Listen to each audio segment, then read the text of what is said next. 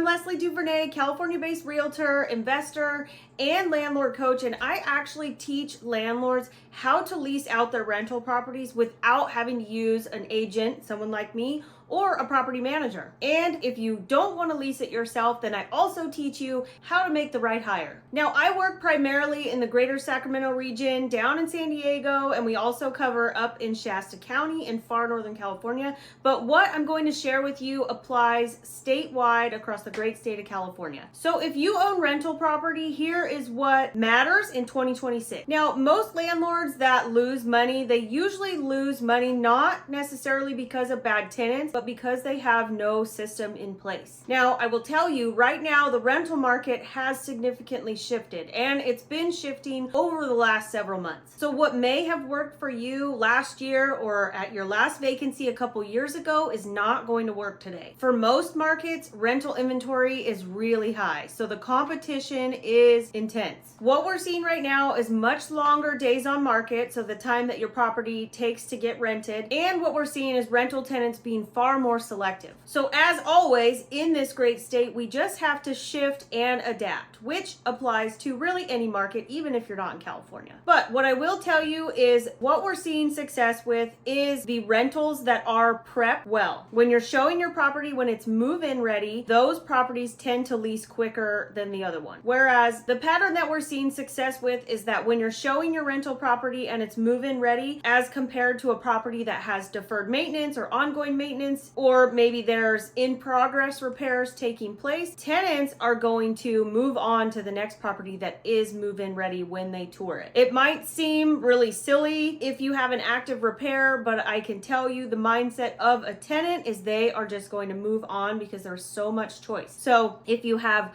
repair items sitting out or paint buckets or things like that, move that to the side or hide it in a closet before you show the property. Because there's so much choice, rental tenants are more selective, and they're going to select the property that is more move-in ready at the same price, as opposed to someone who is showing their property not move-in ready and are priced the exact same, even if the units are on the same street or in the same building. We see this all the time. That is consistent. Now, your price and your presentation always work together. If the property looks tired or even seems neglected, whether it be in the pictures online or in person at the showing, that property is more likely to sit, and you're likely going to take a hit on rent. One of the biggest mistakes that landlords make is they put their property up on Zillow, or they put it on one of the sites that they're going to use, and they start showing the property and it's not in great condition or not as close to move-in ready as possible. They may have all of that momentum and activity from the first week, but as soon as people step foot in the door to tour the property and it's not ready, with how selective tenants are being these days, they are going to move on. So you lost out on that whole first week of momentum that you had, and everybody is now going to rent a different property because yours wasn't ready. First impressions and stopping the scroll online are more important than ever right now, especially when inventory is high and you have to compete with a lot of other rentals. Now, in other news, you need to make sure that as a landlord, you're staying up on compliance, and there are new laws and regulations that rolled out for 2026. One of the biggest changes that not enough landlords even know about is that a fridge is required in your rental now. It falls under habitability standard. So just a quick reminder to make sure that you are reading up and staying current on the policy changes that roll out in the beginning of every year. So many landlords I see right now are at a crossroads. Let's say their property becomes vacant and they're in this slower time that we're in right now. They are considering selling the property. Maybe they sell it and they 1031 into something out of state. There's all kinds of scenarios running around in landlords' heads right now, especially if you have a property that's vacant and you're trying to rent it out right now. And just because you rented the property 2 years ago at one price doesn't mean you're going to get the same rent in today's market. So I can tell you from experience, the last several lease listings that we've had and my own personal rentals, they have all taken a price hit from where they were leased at before. Now, whatever you decide to do with your property, the right move really just comes down to you and what your long long-term goals are, and your financial situation. So as a landlord entering 2026, you want to make sure that you are pricing your property competitively to gain that momentum in the beginning and presenting it in as close to move-in ready condition as possible.